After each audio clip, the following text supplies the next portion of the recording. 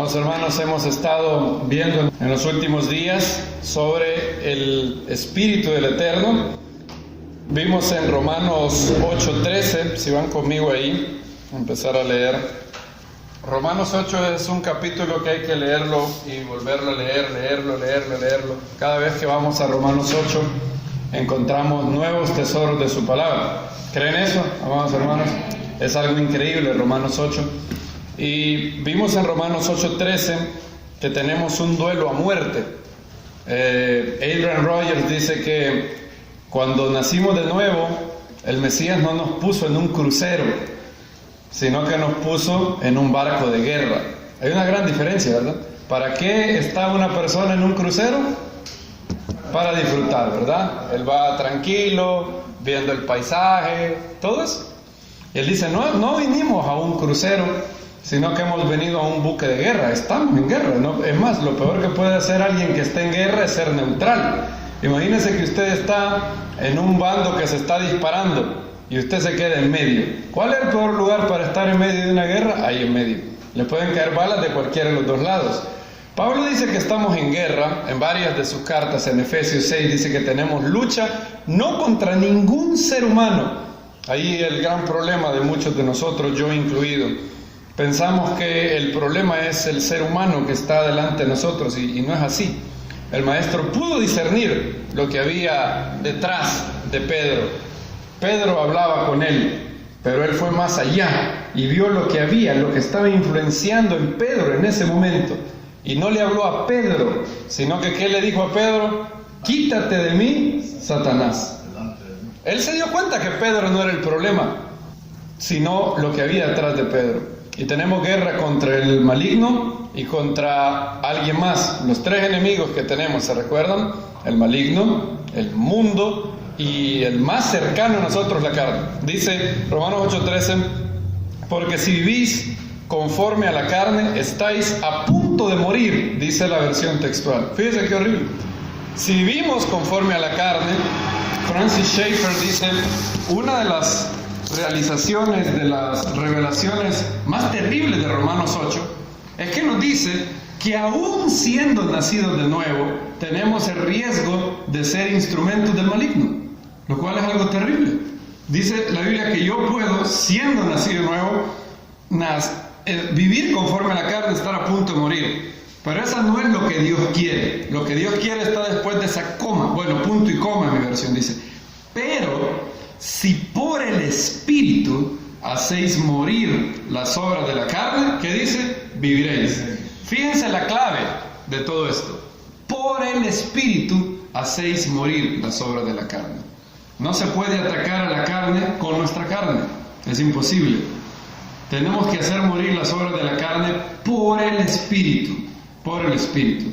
El Espíritu del Eterno, como hemos visto, es un tema tan fundamental en los escritos apostólicos que desde el inicio, desde Marcos 1 a Apocalipsis 21, vemos el Espíritu. En Lucas, lean por favor el Evangelio de Lucas.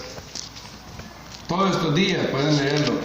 En un mes lo habrán leído. O sea, si leen un capítulo diario en 24 días, y es maravilloso.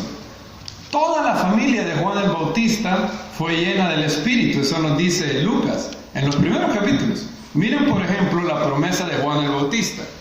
Lucas 1:15, será grande delante del Señor, no beberá vino ni licor, será lleno del Espíritu Santo aún desde el vientre de su madre. Lucas 1:15, ¿ok?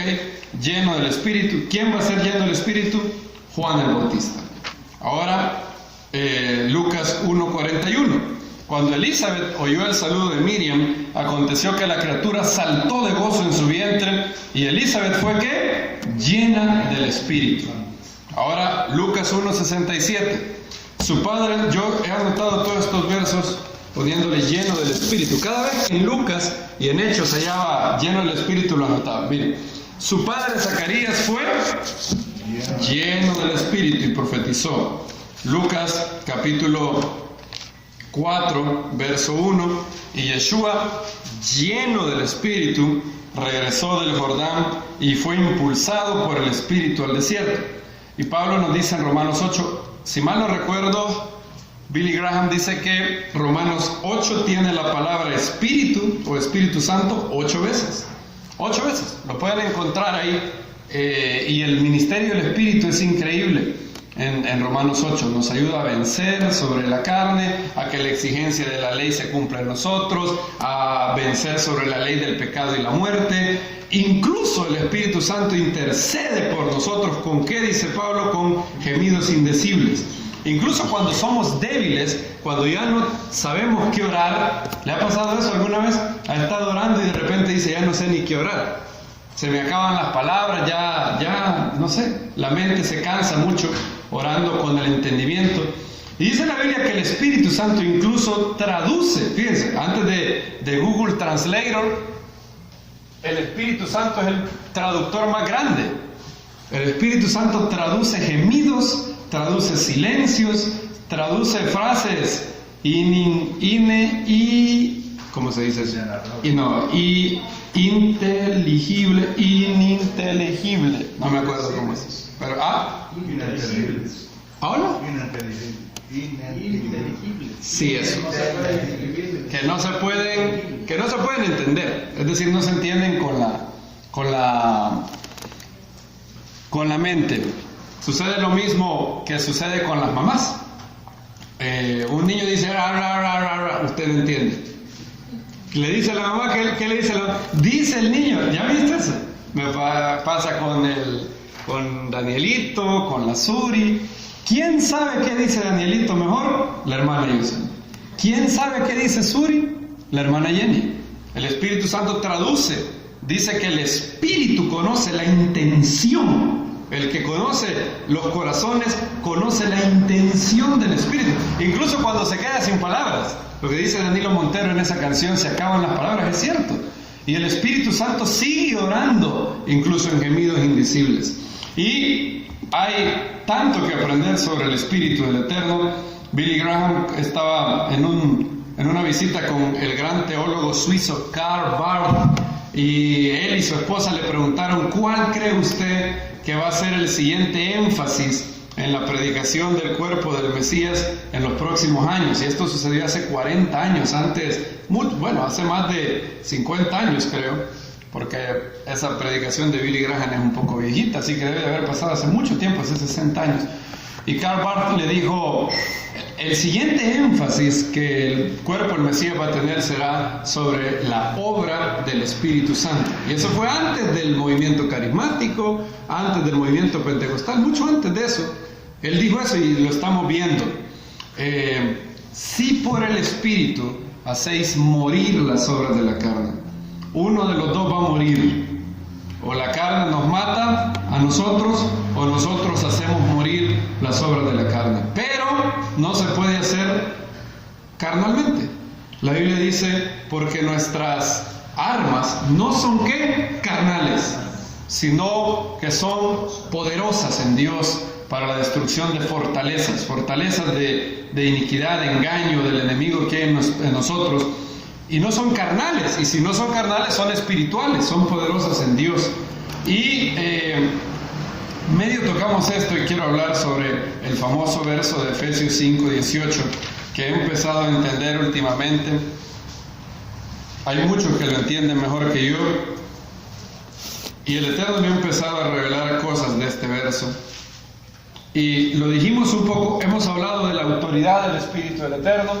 Luego también hablamos de las maneras en cómo el Eterno nos habla, ¿verdad? Hablamos de eso hace 2 Shabbat, las impresiones del Espíritu. De hecho, lo encontré también en el libro de Jueces. Yo no sabía que había el impulso al Espíritu. Dice la Biblia que Sansón, el Espíritu vino sobre él y comenzó a impulsarlo, dice en hebreo. Ahí se habla del impulso, la impresión del Espíritu, pensamientos del Espíritu Santo, sueños, visiones, palabras proféticas, una voz audible, muchas maneras de cómo el Espíritu nos habla. Dice Efesios 5:18, ¿lo tenemos? Bueno, vamos a leer desde el verso 17. Por tanto, no seáis insensatos, sino entended cuál sea la voluntad del Señor. Fíjense qué verso más bonito. La Biblia no dice solamente que Dios tiene un propósito para nuestras vidas. Nos dijeron eso cuando nos convertimos algunos, ¿verdad? Dijeron, Dios le ama y tiene un ¿qué? Un plan maravilloso para su vida. ¿Es cierto eso? Claro que es cierto. Pero supongan que Dios tiene un plan para nuestra vida, pero no nos lo dice. Qué terrible fuera eso. Él tiene un plan, pero no nos lo dice. Tiene una voluntad para mi vida, con quién casarme, qué negocio poner, dónde vivir, todo, pero no me lo dice.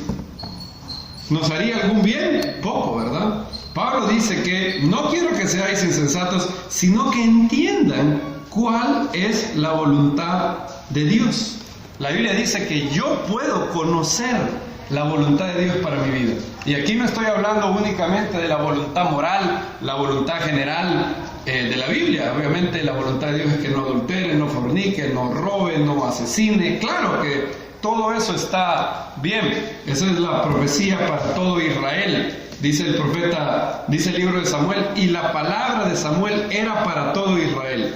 La palabra canónica, la profecía que está en la Biblia, es la voluntad universal de Dios. No, aquí Pablo está hablando de algo más específico, algo más personal. No quiero que ignoren, no quiero que sean insensatos, sino entender cuál sea la voluntad del Señor. ¿Y cómo sé yo cuál es la voluntad del Señor? Pablo dice lo siguiente, está ligado, ¿ver? El verso 18 no está por casualidad después del verso 17. ¿Cuál es la manera de conocer la voluntad del Señor? Sed llenos del Espíritu. No os embriaguéis con vino, en lo cual hay, ¿qué dice? Disolución. La versión textual dice desenfreno. Antes bien, sed, ¿qué? Llenos del Espíritu. El griego está en imperativo, es una orden. No es algo que va a pasar sin que nosotros hagamos nada. Hay algo que debemos de cultivar. Ser llenos del Espíritu no ocurrirá. Nadie de repente va a ser lleno del Espíritu sin que pase nada. Es algo que debemos de cultivar. O un gran hombre de Dios que es lleno del Espíritu puede imponer sus manos sobre nosotros y podemos ser llenos del Espíritu de esa manera también en algunas ocasiones. De hecho, se nos puede comunicar un nuevo don espiritual que antes no teníamos si alguien nos pone en las manos. Pablo dice a Timoteo que avive el don que le fue dado por la imposición de manos de los ancianos, dice. Es decir, después de que él nació de nuevo, fíjense cómo está eso. Timoteo ya era creyente, ya había nacido de nuevo, pero luego los ancianos de la comunidad, de hecho algunas versiones dice por imposición de manos del presbiterio, dice, ¿han visto?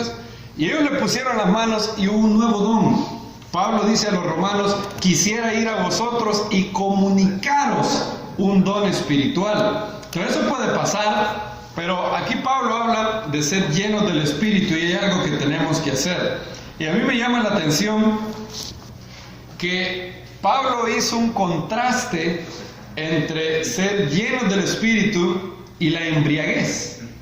Es decir, de todos los pecados que Pablo pudo comparar con lo lleno del Espíritu, él lo puso en contraste con la embriaguez. Y medio hablamos de esto la vez pasada, pero mientras meditaba en esto, encontré, orando, meditando, con la ayuda del Eterno, similitudes que hay, y obviamente también diferencias, entre la borrachera y ser llenos del Espíritu. ¿Por qué Pablo compara esto? ¿Por qué lo pone en el ring de box? Para Pablo está la borrachera y está ser llenos del Espíritu. Pablo no dijo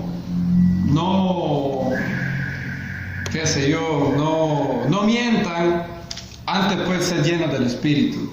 O no asesinen, antes puede ser llenos del Espíritu. Sino que comparó, contrastó. Hay algo en ser llenos del Espíritu digno que Pablo lo pusiera en contraste con la borrachera. Y luego me vinieron varias escrituras. Por ejemplo, cuando los apóstoles fueron llenos del Espíritu, ¿qué fue lo que esta es la primera similitud, entre comillas? ¿Por qué Pablo compara a la borrachera y a ser llenos del Espíritu? Para comprender bien la llenura del Espíritu, hay que comprender en qué se parece y en qué se diferencia de la borrachera. Porque ser lleno del Espíritu es todo lo contrario a estar borracho. El equivalente satánico de ser lleno del Espíritu es estar borracho. ¿Cuál es la imitación? Tienes a una persona llena del Espíritu. ¿Cuál es la imitación diabólica de esa persona? Estar borracho. Entonces hay que comprender bien eso y hoy quisiera ver eso. En primer lugar, a los apóstoles se les acusó cuando fueron llenos del Espíritu ¿de qué? De estar borrachos. Hechos capítulo 2 dice que la gente decía: estos están llenos de mosto. Estos están borrachos. Están llenos de licor, dice Hechos 2 capítulo 13. Cuando lo tengan me dicen amén. Hechos 2 del 12 al 13. Estas tres son, digamos, entre comillas, espero que nadie se ofenda, nadie se confunda con lo que estoy diciendo. Entre comillas, hay tres, por lo menos tres que he encontrado, similitudes entre la borrachera y ser llenos del Espíritu. Entre comillas, porque no pueden ser más diferentes el uno del otro. Cada uno es totalmente diferente. Las similitudes solo son de analogía, no por semejanza, ¿verdad? Hechos 2.12 dice: estaban todos asombrados y perplejos, y se decían unos a otros: ¿qué significa esto? Otros burlándose decían: estos están llenos de licor. ¿Por qué? Los apóstoles tenían un comportamiento que de alguna manera lo hacía análogo a estar borracho, para ellos, para las personas, para los espectadores burlescos, ¿verdad? Ahora, esa es la primera pista que llamó mi atención.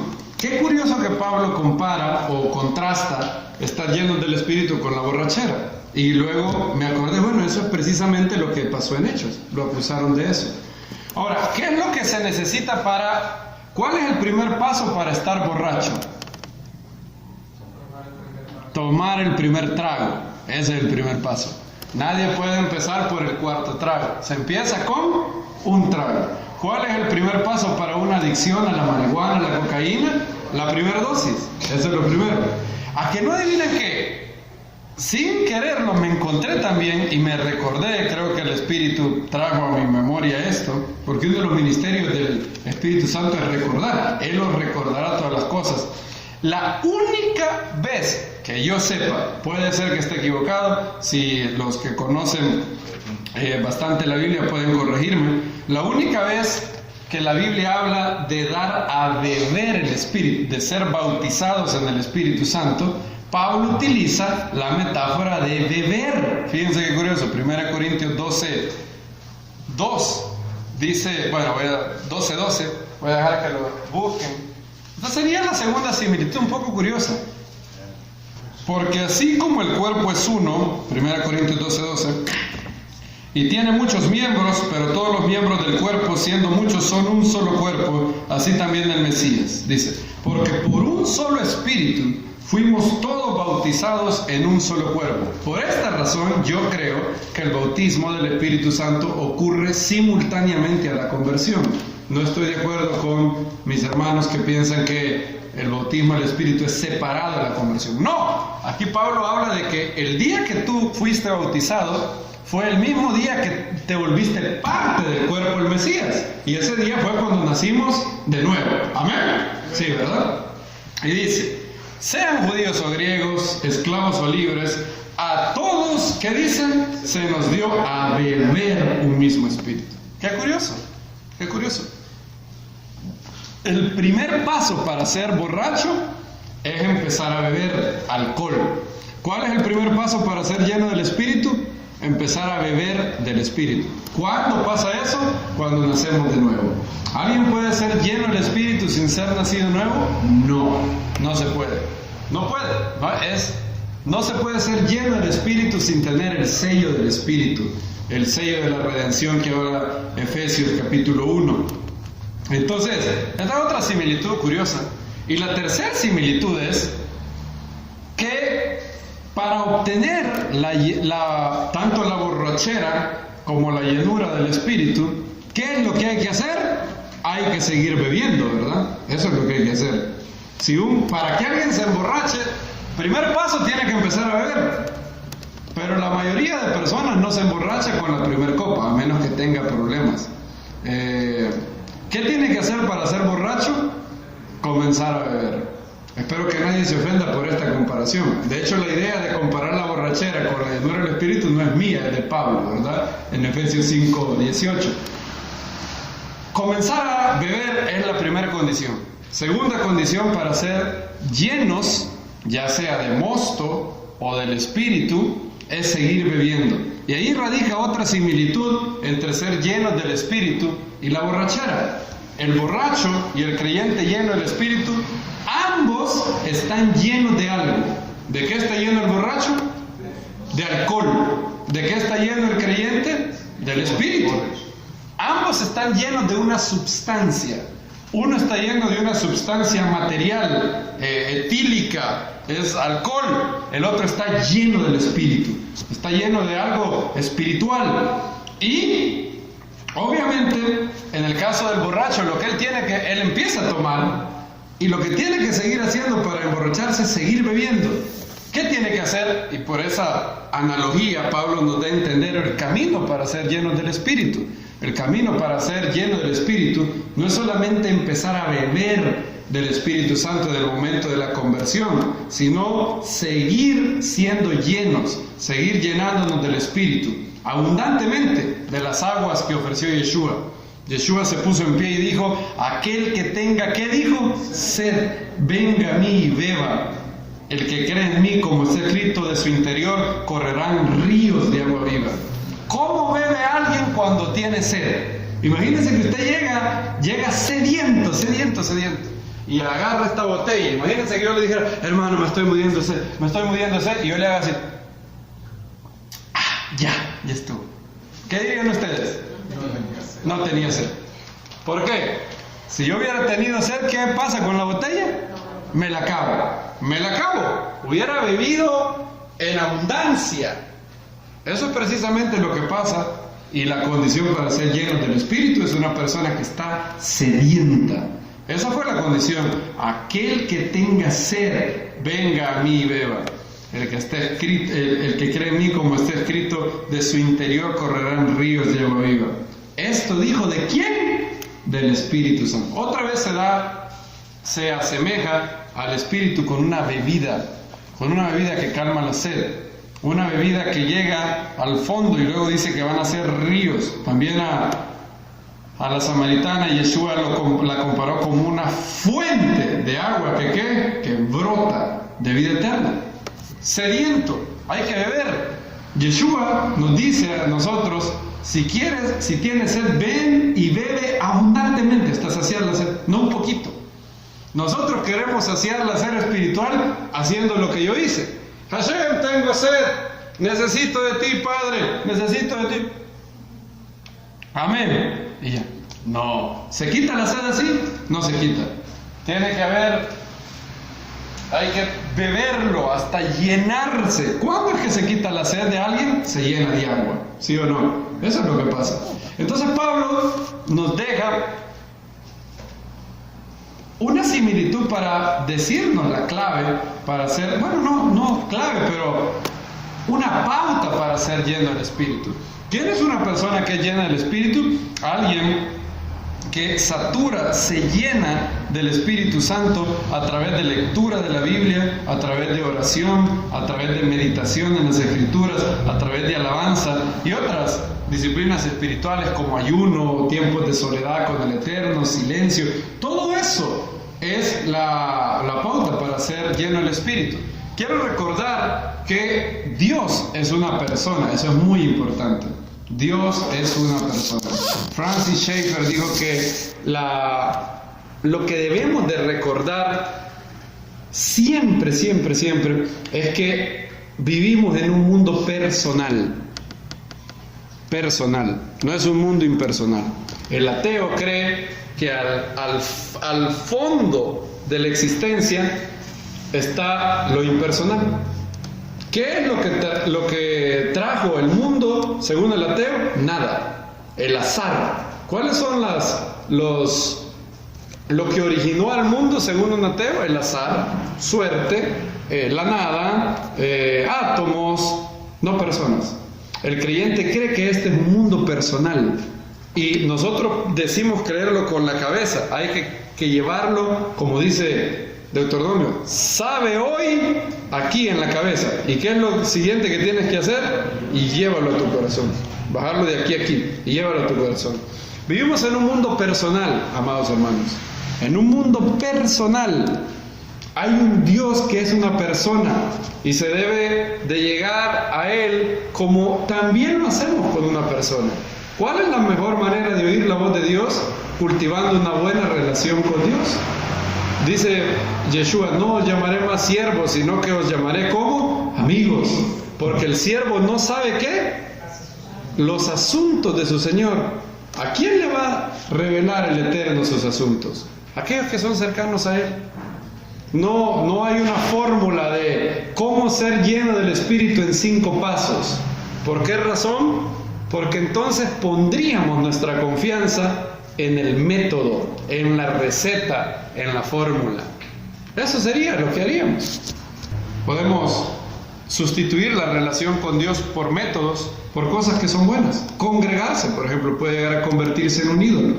Pero hay muchos de nosotros que tenemos que romper con la idea católica que con ir a misa ya cumpliste. Eso tiene que romper todo eso. Congregarse es necesario, pero es muy poquito. Vienes a congregarte para conectar con Dios, para alabar a Dios, para agradecer al Eterno. Si vienes a reunirte con la comunidad y te vas así como veniste, si esto es un club social, y tenemos que cuidarnos con nuestras niñas. Las maestras de los niños me estaban diciendo eso. Tenemos que tener el cuidado porque las niñas piensan que venir a la congregación es venir a jugar con las demás niñas. No es eso. Eso es el postre. Eso es la cerecita en el pastel, pero ese no es el plato fuerte. El plato fuerte, y hay que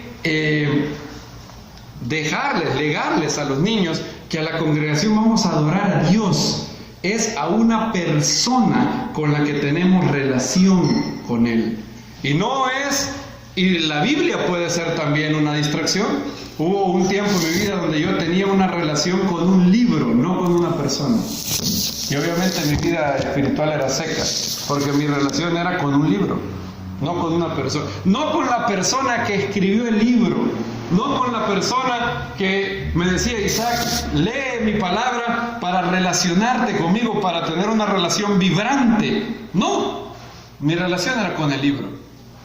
En el caso de los que cantan en la alabanza, puedes llegar a tener una relación con la música. Puedes llegar a adorar la música, la alabanza, la adoración, el número de personas. Hay personas que piensan que entre más grande es una congregación, Dios está más agradado con ellas. Hay pastores que si hay 200 personas se sienten emocionados. Y si hay 4, se sienten mal. Jack Deere dice algo, a mí nunca me ha parecido eso. Nunca. Y Jack Deere me recordó que la predicación más grande de todos los tiempos, ¿ustedes saben cuál fue? Fue el Mesías, y se la predicó a 2 personas en el camino de Emaús. No fue esa la predicación. Ustedes hubieran querido estar en esa predicación. ¿Qué dijeron Cleofas y el otro cuando él terminó de predicarles? ¿No qué dice? No ardía nuestro corazón. Imagínense, el Mesías dice que pasando por Moisés, por todos los profetas, les enseñó las cosas que estaban de él escritas. El Mesías predicó de Moisés pasando por todos los profetas. ¿Ustedes hubieran querido estar en esa predicación? Yo sí. ¿Cuántos eran el auditorio del maestro? 2 personas. 2 personas era el auditorio. Pero eso no quiere decir que no queramos más gente. Si aquí, cuando vino el doctor Ketriel, Baruch Hashem, esto estaba lleno. Yo no sé dónde cabía tanta gente. Algunos me han dicho que habían 80. Yo pensé que habían 80, pero me dijeron, no hermano, había más de 80. Habían como más de 10 personas en cada fila. Y algunos me decían que había más de 110 personas. Y Baruch Hashem por eso. Pero si el termómetro espiritual está en mucha gente, que Dios nos libre de querer más almas en este lugar para jactarnos, para decir, uy, qué grandes somos. Miren la congregación. Hay una palabra que a mí no me gusta mucho en las iglesias, en el mundo evangélico, la membresía. ¿Han oído esa palabra? ¿Cuánto es tu membresía? No me gusta mucho eso. Sí me gusta, pero no me gusta. Yo entiendo lo que quieren decir. Está bien, pero eso puede llegar a ser una distracción. Pensar que la obra de Dios está supeditada a el número de gentes. No necesariamente. La comunidad de la Odisea pudo haber sido muy rica de muchas cosas. De hecho, ¿qué era lo que decía la comunidad de la Odisea? He aquí, yo soy rico y no tengo ¿qué? Necesidad de nada. ¿Cuántas cosas pueden ser una distracción? Lo que el Eterno quiere es una relación con usted, amado hermano, con cada uno de ustedes en su corazón. El Eterno quiere ser cercano a cada uno de nosotros. Cada uno quiere morar en los corazones, quiere tener una relación de guía. Y por eso, para ser lleno del Espíritu, se necesita cultivar esa relación. ¿Cómo se cultiva la relación? Como cualquier otra persona. Hay varias maneras. Como los esposos. Puede ser, ¿cómo cultivas una relación con tu esposa? Puede ser llevarla a comer un helado, pasar tiempo hablando. Hay varias cosas. Imagínate que alguien me dijera, hermano, deme la receta para tener un buen matrimonio. No le podría dar una receta, podría darle pautas. Imagínense que este hombre empieza a seguir la receta al pie de la letra, pero lo hace sin amor, lo hace sin apego a su esposa. Va a llegar un punto en donde él va a cumplir toda la receta que yo le di de manera mecánica, y su esposa lo va a ¿qué? Lo va a oler. Es ahí el problema. No hay receta fácil para cómo ser lleno del Espíritu en 5 pasos. Pero lo que sí es bueno recordar es que sí hay una cosa que es cierta: debemos de llenar nuestra vida del Espíritu Santo. Amén. Y el Espíritu Santo está ahí. Hay gente que piensa que la Biblia y el Espíritu Santo están divorciados.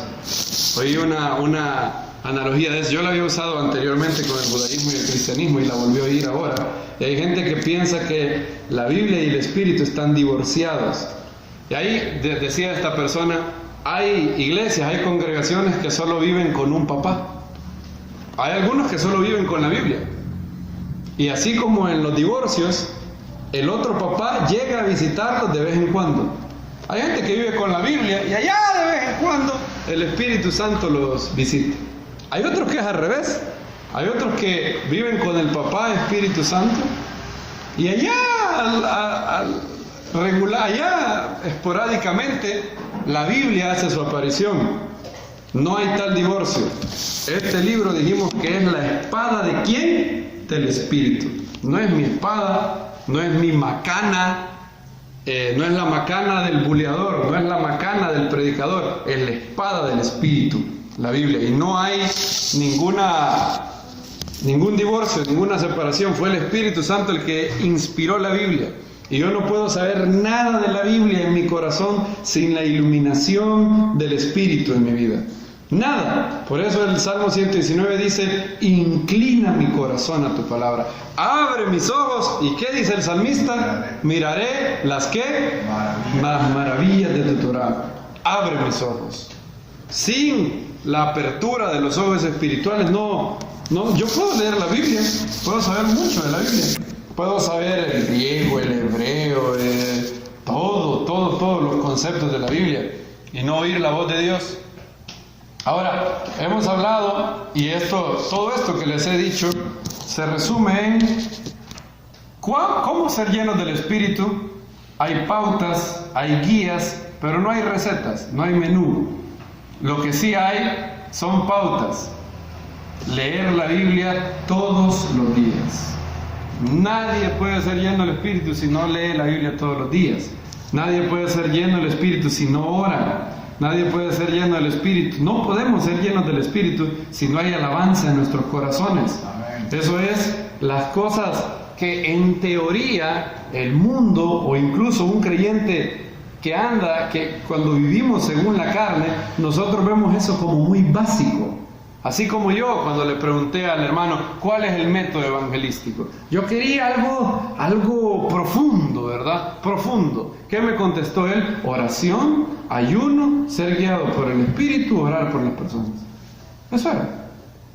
Se oye sencillo, no tiene por qué ser difícil. ¿Por qué habría de ser difícil?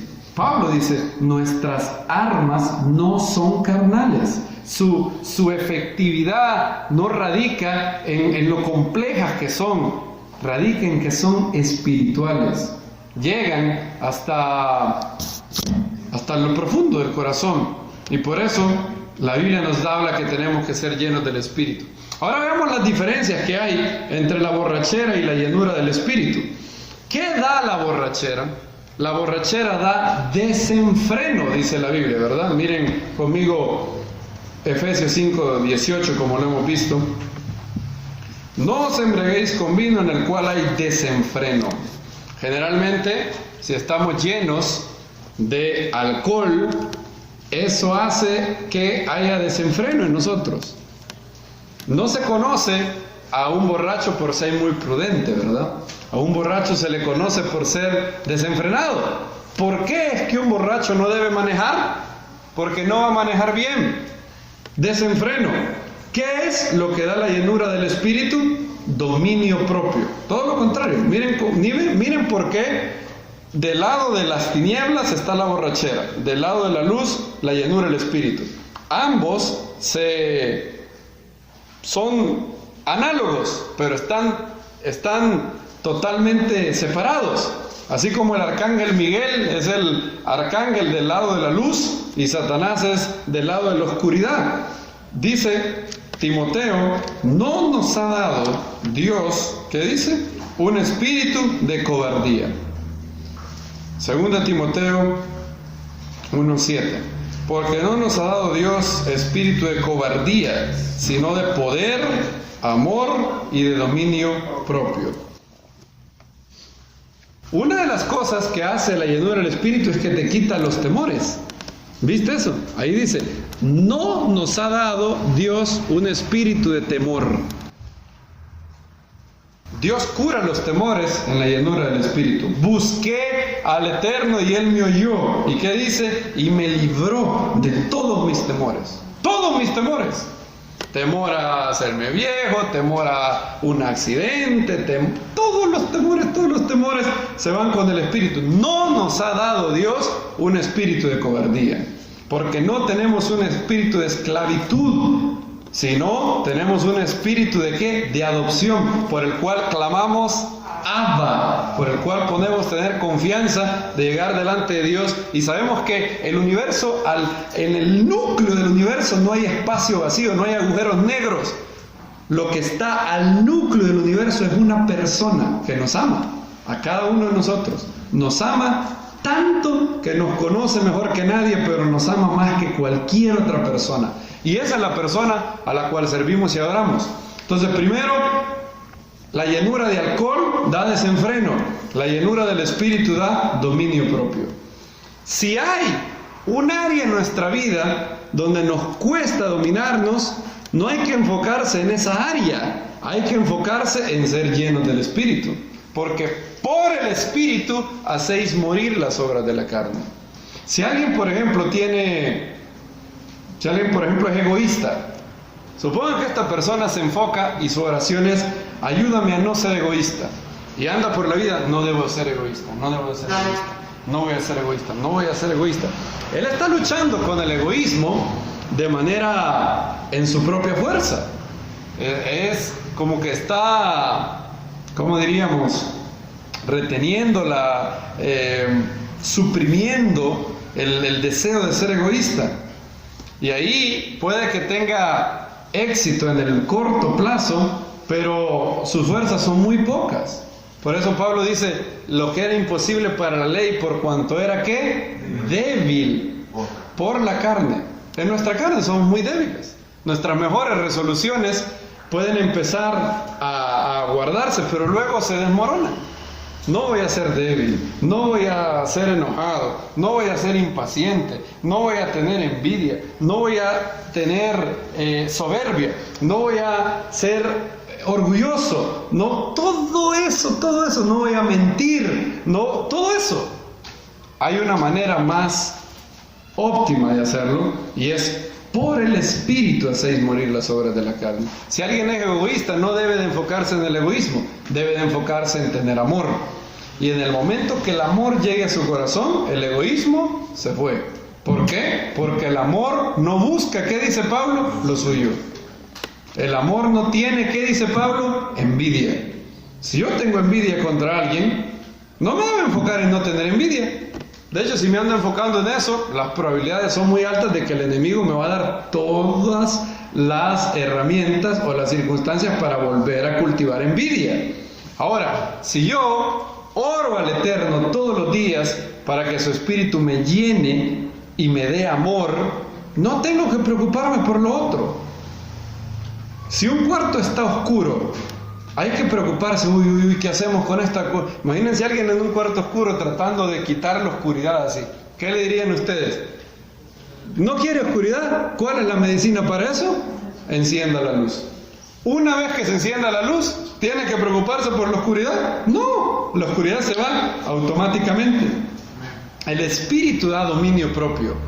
Si queremos dominio propio de nuestras fuerzas, se puede, pero será momentáneo. A los días, a las horas, vamos a caer y va a ser peor, porque ahora nos vamos a sentir mal y vamos a sentirnos culpables y va a ser un ciclo de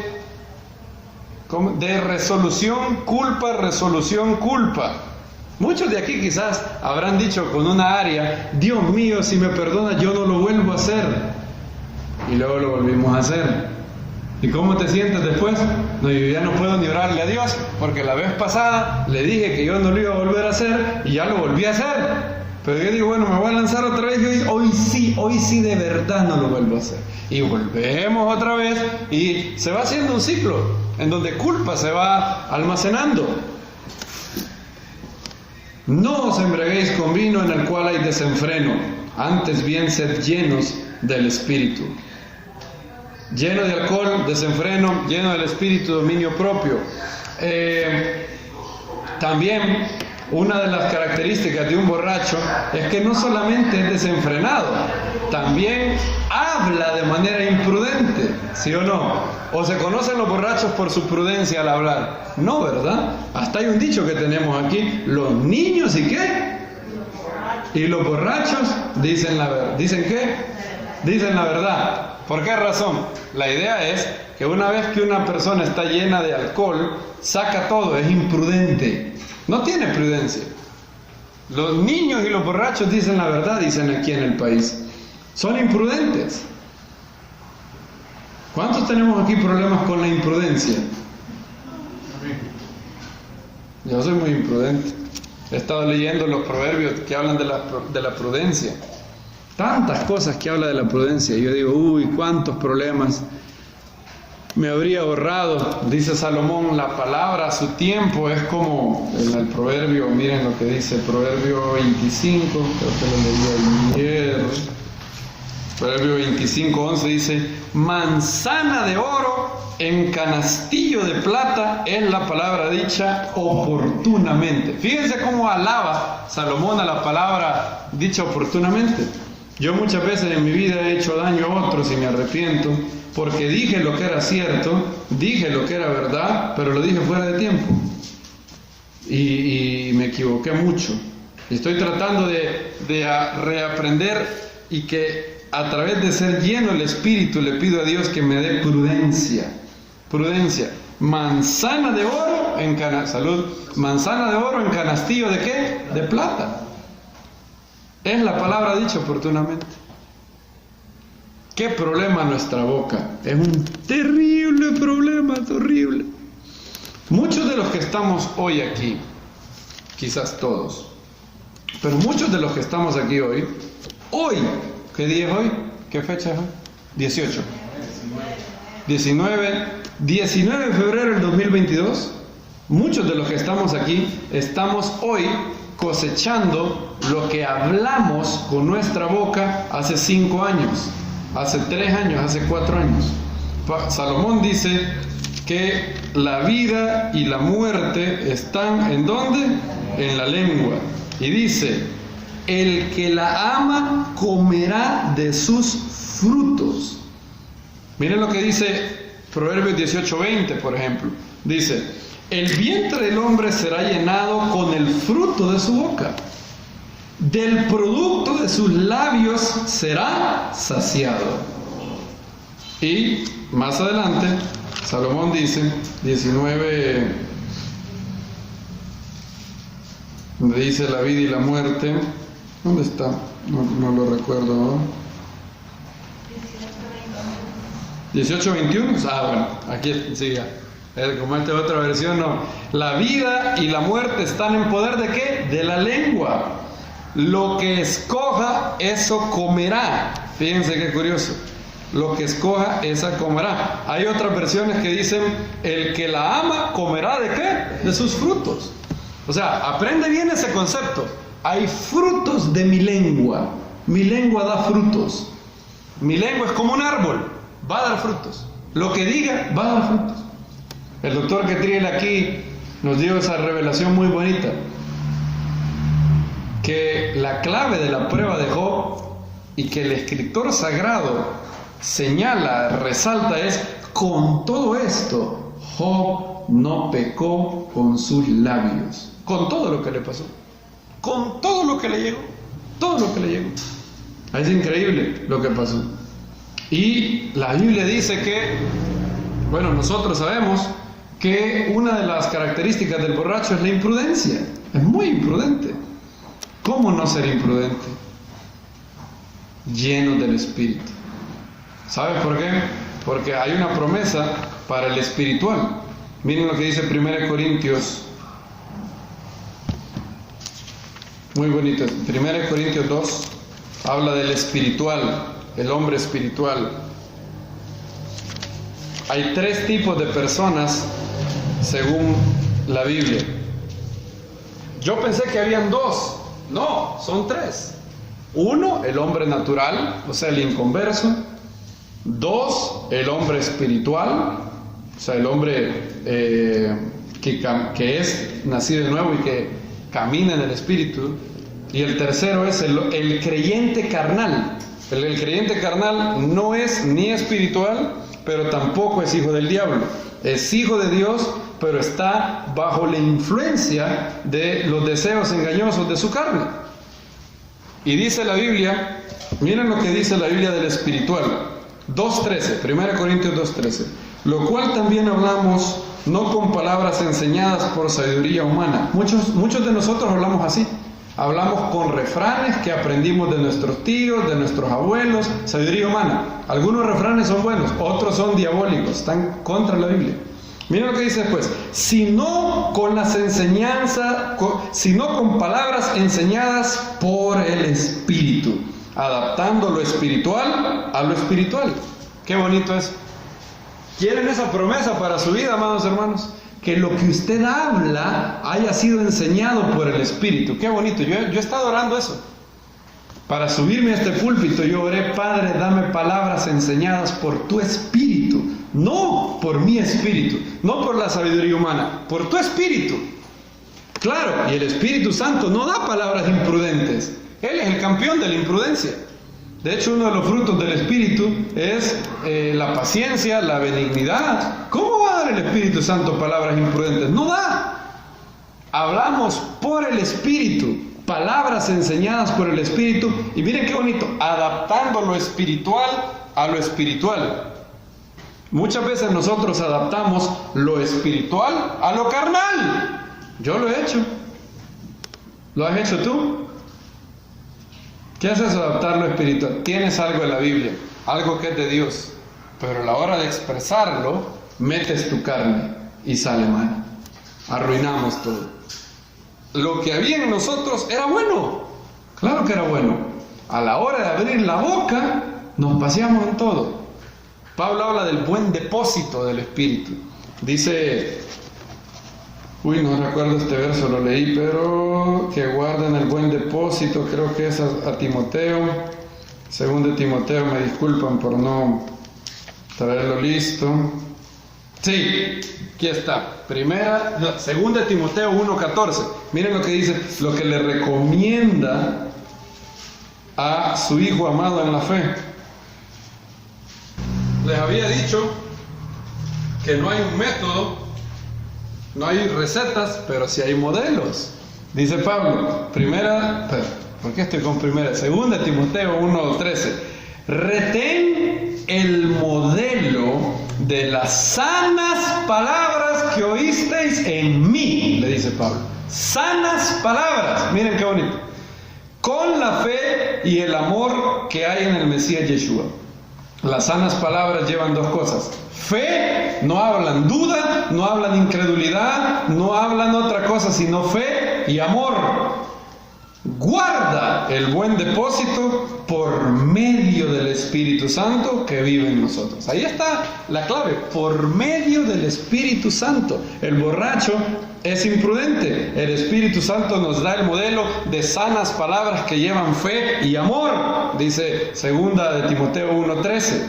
Tercer cosa, que es la diferencia. Primero hablamos de las similitudes, de las analogías entre la borrachera y el espíritu y ser lleno del espíritu. Ahora estamos hablando de las diferencias, porque obviamente son diferencias.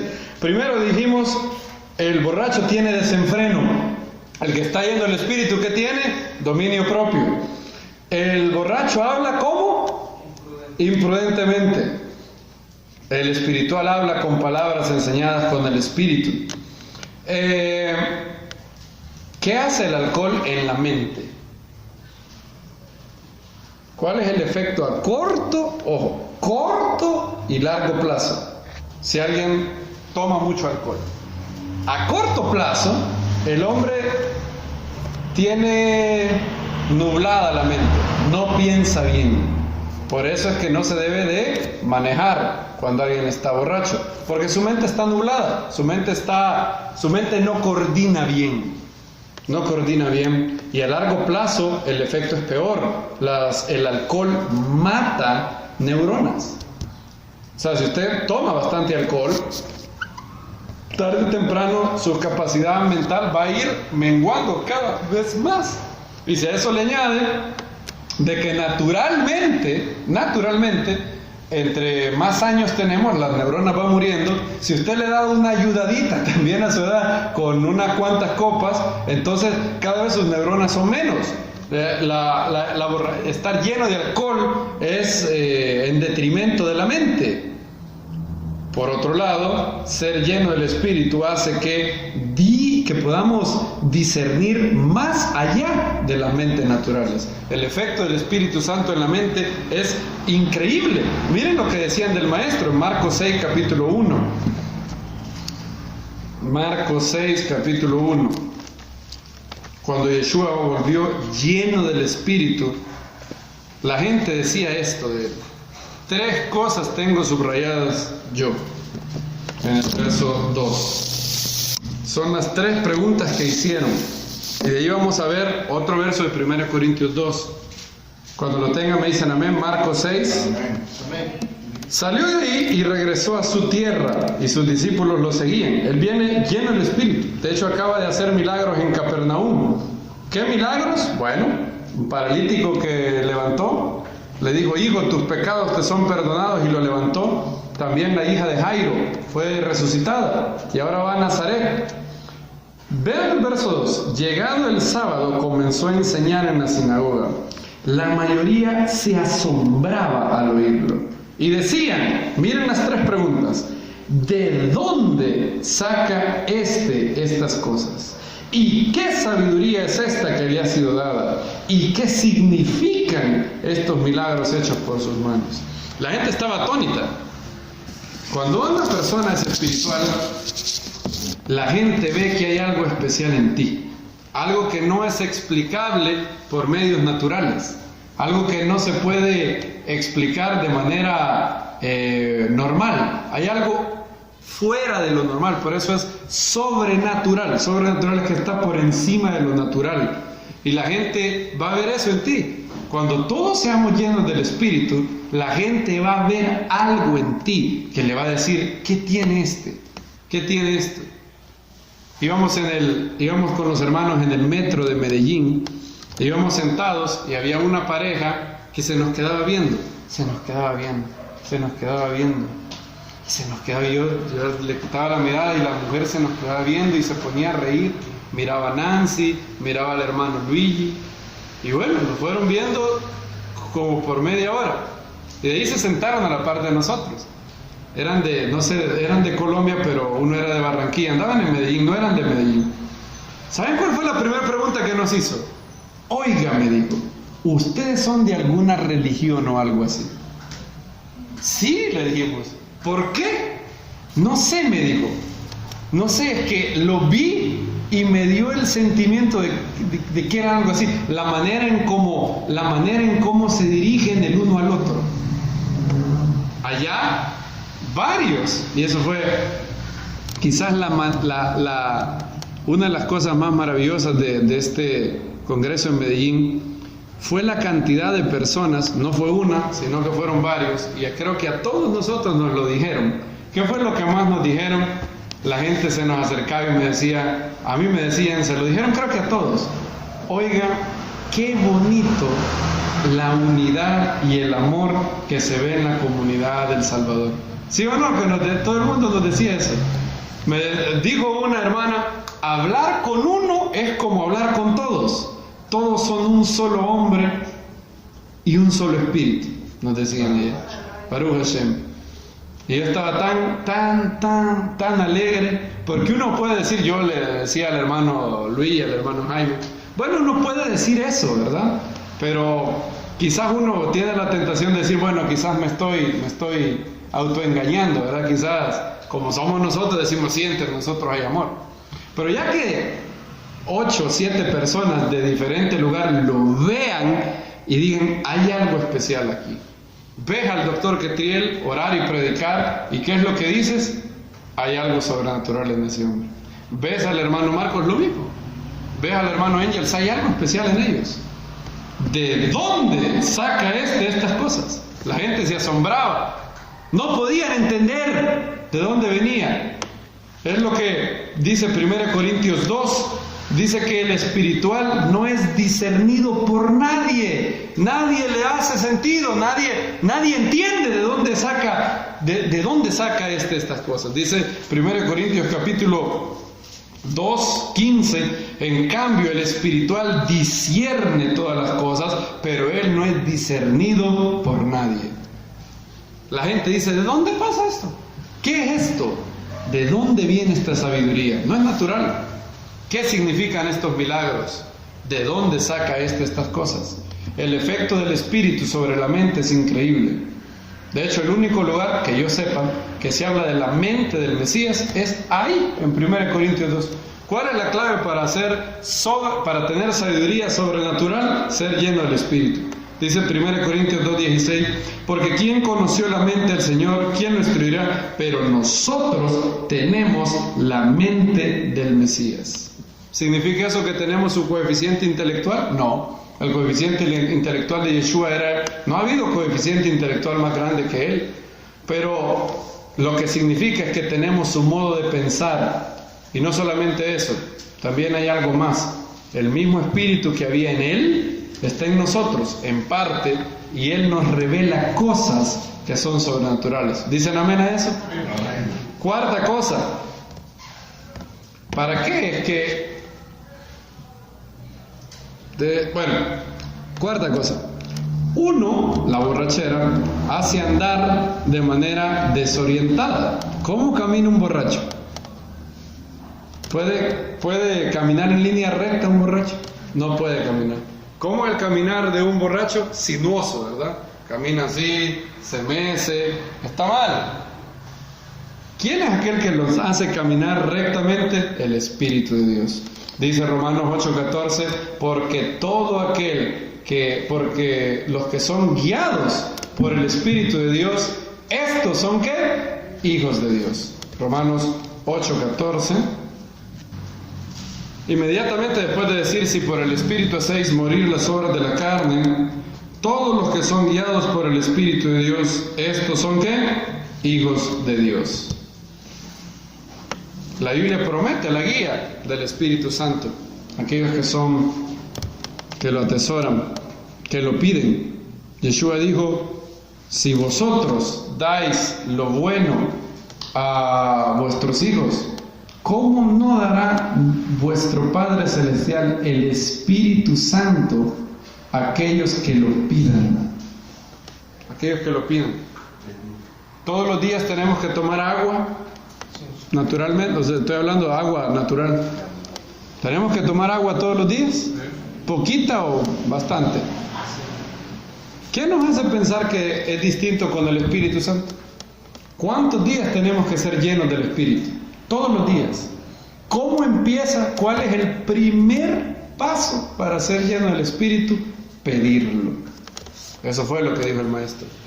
Y Yeshua dijo, lo dijo tan natural, la expectativa de él era que esto era tan certero, que lo comparó con, miren, esto es tan fácil como si su hijo les pide un chocolate, no le van a dar racumín, ¿verdad?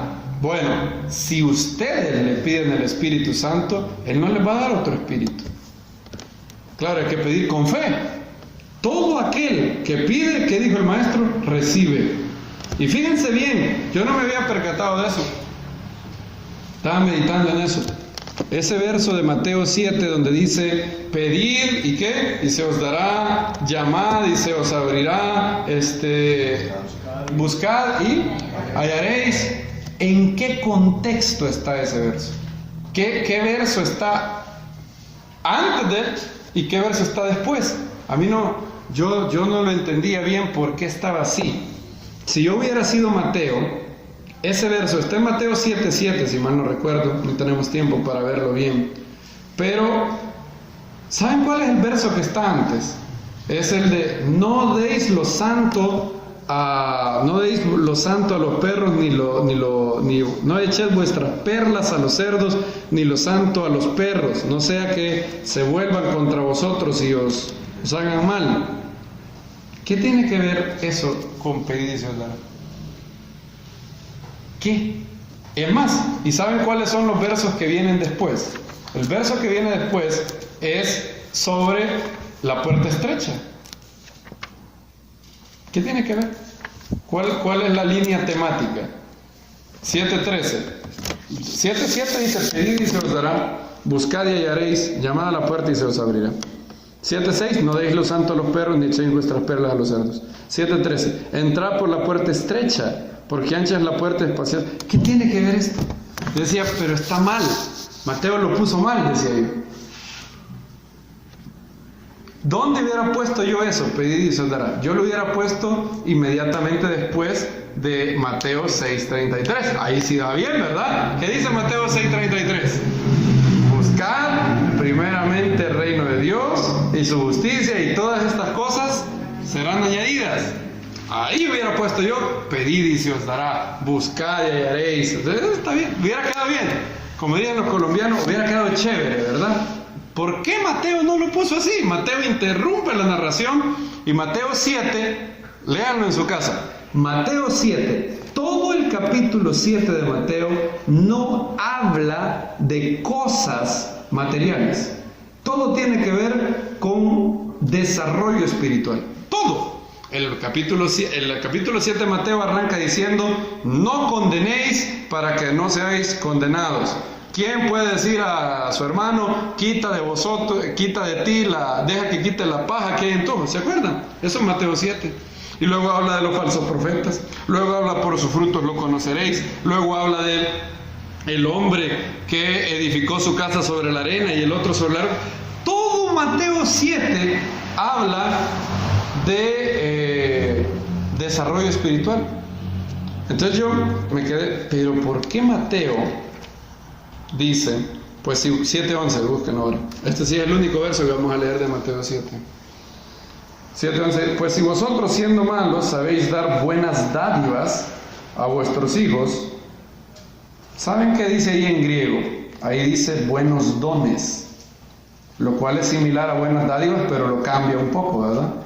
¿Con qué relacionamos las dádivas? Cosas materiales. ¿Dones? Los dones del Espíritu, ¿verdad?